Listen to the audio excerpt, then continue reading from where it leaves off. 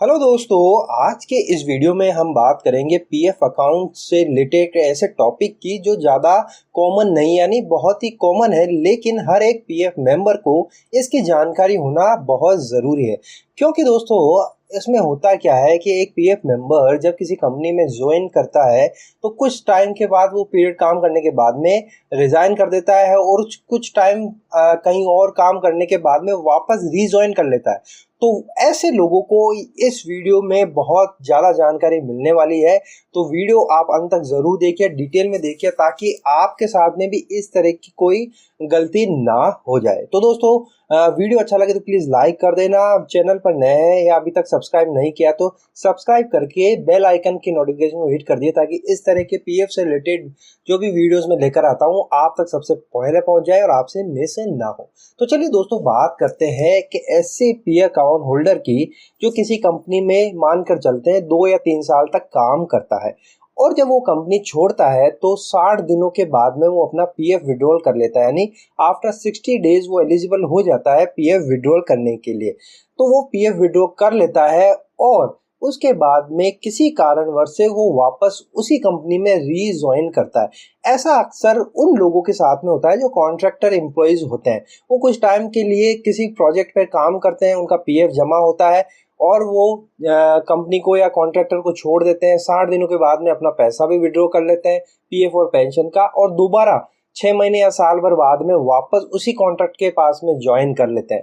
तो दोस्तों वहाँ पर गड़बड़ ये होती है कि जो आपका एम्प्लॉयर है, चाहे वो कॉन्ट्रैक्टर है या प्रिंसिपल एम्प्लॉयर कंपनी है, वो क्या करती है, आपके पुराने पीएफ मेंबर आईडी पर ही आपका नया पीएफ जो पैसा है वो जमा करवाने लग जाती है। जी हाँ दोस्तों, पीएफ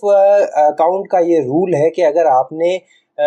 किसी भी टाइम पीरियड का अगर पीएफ विड्रॉ कर लिया, पेंशन का पैसा विड्रॉ कर लिया है, तो आपका अकाउंट क्लोज कर दिया जाता है ईपीएफओ की तरफ से। सारा पैसा आपने निकाल लिया तो वो मेंबर जो आईडी है, पीएफ मेंबर आईडी, वो क्लोज कर दी जाती है, उसको सेटल्ड कर दिया जाता है।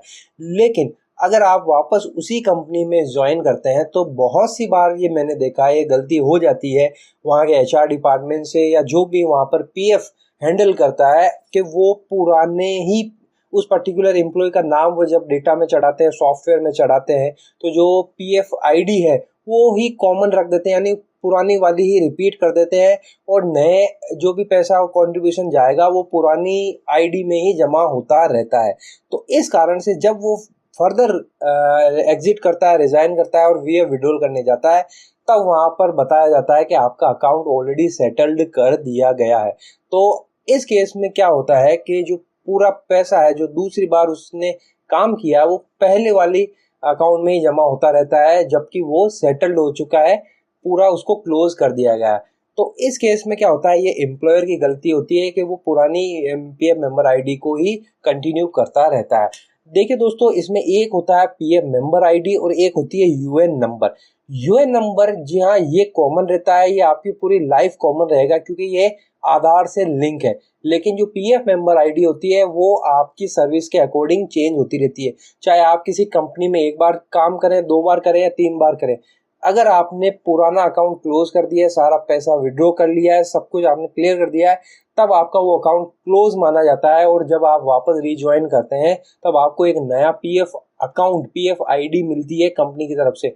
और उसमें आपका पैसा जमा होना चाहिए। लेकिन बहुत सी बार एम्प्लॉयर और एचआर की गलती के कारण आपका वही पीएफ अकाउंट नंबर कंटिन्यू रह जाता है और आपका जो नया अकाउंट का पैसा कंट्रीब्यूशन है वो पुरानी आईडी में जमा होता रहता है,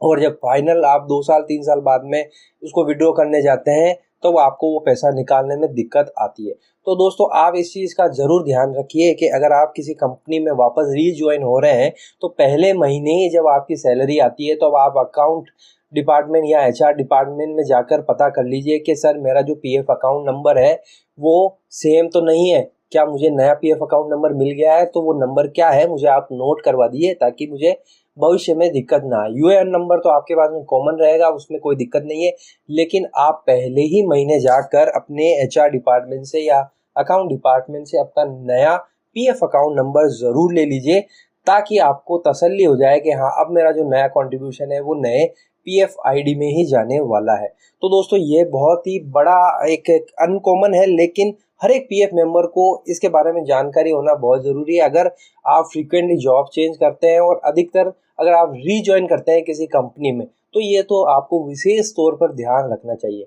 अब दोस्तों अगर किसी के साथ में ऐसा हो गया है तो वो फिर क्या करेगा? या दोस्तों अगर आपका ऑलरेडी इस तरह से कोई मैटर फंस चुका है, अगर आप नहीं आपको पता नहीं है तो आप जाकर अपने एचआर या अकाउंट डिपार्टमेंट में पता कर लीजिए कि सर मुझे मेरा पीएफ अकाउंट नंबर बता दीजिए। अगर वहाँ से पता नहीं चलता है तो आप अपने पीएफ यूएन में जब एक्टिव करेंगे तो आपका जो पीएफ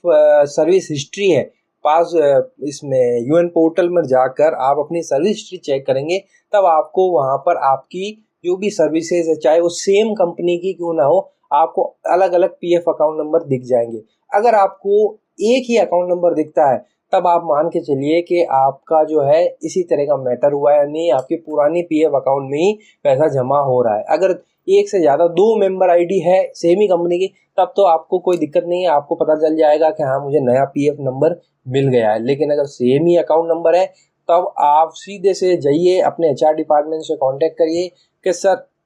मुझे पुराने अकाउंट में ही मेरा पीएफ कंट्रीब्यूशन जमा होता आ रहा है, मुझे थोड़ा सा इसके बारे में जानकारी दे दीजिए। और अगर ऐसा हो गया है तब आपको क्या करना है, अब आप अपने एचआर डिपार्टमेंट से बात करके आपकी नई पीएफ आईडी क्रिएट करवा सकते हैं। थोड़ा इसमें एचआर डिपार्टमेंट को थोड़ा सा काम करना पड़ेगा, उनको नया आपका पीएफ अकाउंट नंबर नई ज्वाइनिंग से क्रिएट करना पड़ेगा, थोड़ा अलग अकाउंट बनाने पड़ेगा। लेकिन ये करने के बाद में आप जो भी इस पीरियड का अकाउंट है, जो भी कंट्रीब्यूशन है, वो आप डाइवर्ट कर देंगे आपके नए पीएफ आईडी में। तो इस तरह से एक प्रोसेस हो सकता है। लेकिन अगर आप एग्जिट कर चुके हैं और आपका ये मैटर चल रहा है, तब आप हो सकता है कि ऑफलाइन फॉर्म भरें और उसमें ये सारा मैटर आप मेंशन कर कर ईपीएफओ डिपार्टमेंट में आप सबमिट करें। उनको पूरी स्टोरी पूरी कहानी बताइए कि सर मेरे साथ साथ ऐसा ऐसा हुआ है, इस कारण से मैं जो मेरा पीएफ विड्रॉल ऑनलाइन नहीं कर पा रहा हूँ, पेंशन विड्रॉल ऑनलाइन नहीं कर पा रहा हूँ, ये एम्प्लॉयर की मिस्टेक हुई थी, कंपनी की मिस्टेक हुई थी, जिसका कारण अब मुझे भुगतना पड़ रहा है। तो आप ऑफलाइन जाकर ये फॉर्म भर सकते हैं, लेकिन उस तक अपने को जाने की नौबत नहीं करनी चाहिए। उससे पहले ही हमें अपने जैसे ही हमने रिज्वाइन किया पहले ही महीने हमें अपने एचआर अकाउंट डिपार्टमेंट जाकर पता कर लेना चाहिए कि मेरा जो पीएफ अकाउंट आईडी है वो नया बना है या वो पुराना ही चल रहा है। तो मैंने आपको क्लियर कर दिया है, आप अपने यूएन पोर्टल पर जाकर सर्विस हिस्ट्री में भी आप अपनी आईडी चेक कर सकते हैं कि आपको नया आईडी नंबर मिला है, पीएफ अकाउंट नंबर, या सेम चल रहा है। तो दोस्तों आई होप इस वीडियो से आपको क्लियरिटी मिल गई होगी कि अगर इस तरह का केस होता है, आप किसी कंपनी में रीज्वाइन करते हैं, तो आपका पीएफ अकाउंट नंबर आपको चेक करना बहुत ज़रूरी होता है। तो दोस्तों वीडियो आपको अच्छा लगे तो प्लीज़ लाइक कर दीजिएगा, चैनल पर नए हैं तो सब्सक्राइब करना ना भूलिए, बेल आइकन पे नोटिफिकेशन को हिट कर दीजिए। फिर मिलते हैं, तब तक के लिए अपना ख्याल रखिए। Thank you very much.